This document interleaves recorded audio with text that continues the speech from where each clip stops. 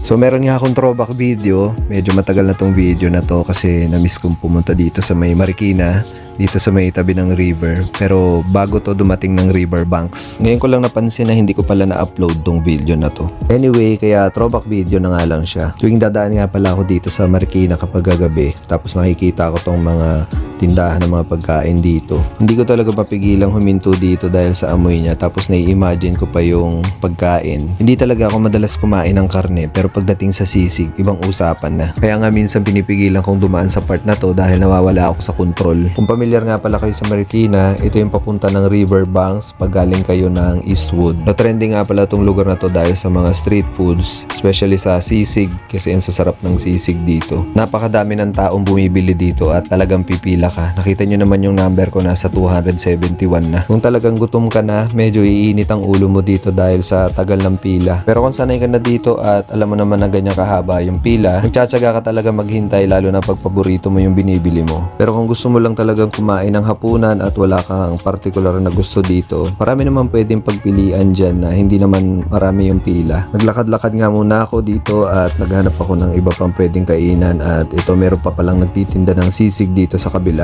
Mukhang masarap din naman dito dahil isa rin to sa mga nagtitrending noon. Dito nga pala muna ako tumambay dahil ang daming tao doon sa binilhan ko. So habang pinapanood ko nga siya habang ginagawa, lalo ako nagugutom kasi nakakatakam siyang panoorin. Kung makikita nyo nga, napakarami ng itlog na hinahalo. Ano kayang sikreto nila kung bakit ang sarap ng mga sisig na tinitinda nila dito? Kanya-kanya silang diskarte dito pagdating sa timpla. Pero minsan pag gutom ka na, hindi mo na rin malaman kung sino yung pinakamasarap. O depende rin siguro sa mga sauce na ginagawa nila. Minsan kasi nagkakatalo yung lasa, depende sa pagkakagawa ng sauce. May mga magagaling kasi talagang gumawa ng sauce, kaya yun siguro yung binabalik-balikan ng mga tao. May mga nagtitinda rin kasi na galing sila sa mga kilalang restaurant, kaya pag gumawa sila ng mga ingredients, talagang panalo sa mga tao. Maganda negosyo rin kasi yung pagkain, pero marami ka rin kailangan kasing i-consider pag nagtayo ka ng ganitong business. Pero kung talagang passion mo siya, bakit hindi, diba? Talagang isusugal mo yan para lang sa kagustuhan mo. So ayan na nga, hinahalo na ni ate. Ang dami ko nang nasabi, ano? Ayan, umuusok-usok pa nga siya. Ang tagal nila tong hinahalo, siguro mga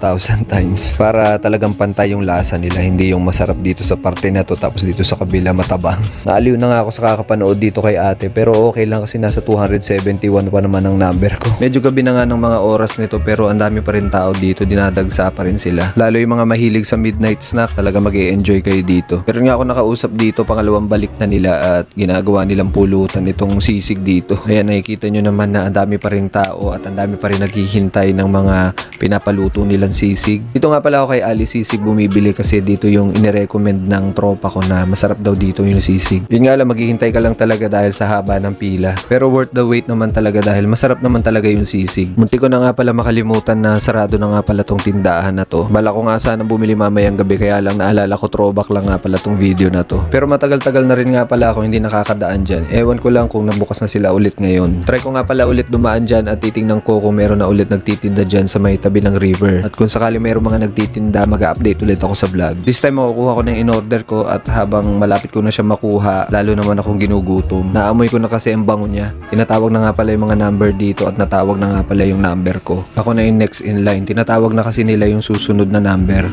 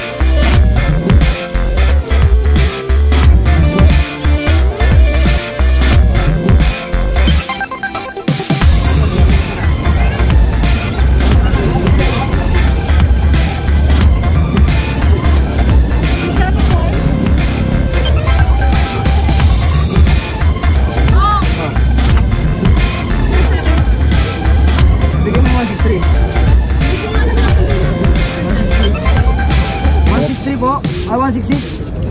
158 na siguro na. 271 to. Saving best dalawa. Save out. Thank you.